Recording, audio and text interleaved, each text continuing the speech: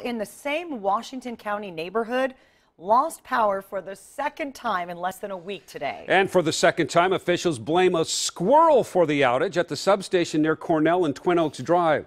So can something to be done to prevent this from happening? Chris Woodard asked PGE the tough questions about keeping squirrels off the lines. Chris? Yeah, who'd think it would be such a problem, right, Jeff? But the short answer is yes, more can be done here. But the folks at PGE told me today, no matter how much they do to protect this substation, they may not ever be able to completely protect it, and that's become quite a problem in recent days.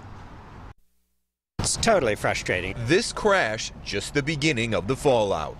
The squirrels have been busy. When a squirrel knocked out power to nearly 10,000 people in Washington County Monday morning, traffic lights went dark, and the crash was a result. You know, we're so dependent on electricity now, especially with the digital age. And this dentist office, just one business that had to shut down. It was quite a challenge just to call patients and let them know that they might be seen today, they might not.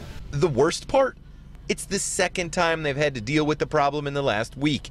Wednesday, the exact same customers lost power when, again, a squirrel got into the exact same substation. What do you say to those customers? Well, we learn from experience. I went to PGE to find out how this happens and what they're doing to stop it. Is there anything you can do to keep this from happening again?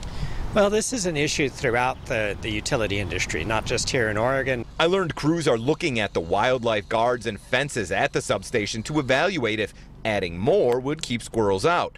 But I also learned last year wildlife like squirrels caused more power outages than downed trees or branches. Just Sunday, a squirrel also knocked out power to thousands in North Portland. 18% of all PGE power outages last year were caused by animals. Most years, it's only around 12%. It is kind of irritating that they can't take care of the squirrel problem, now that I know it's a squirrel problem, but I have a squirrel problem at home, so I don't know what you do. Well, what do you do? That's the question. Right now, PGE say they're looking into their options at this substation, but they say it's kind of a happy medium here that needs to be reached, because if they spend a lot of money to try and wildlife-proof this substation, that's money they have to get from somewhere, like your utility bills. Live in Washington County, I'm Chris Woodard for KOIN 6 News. Chris?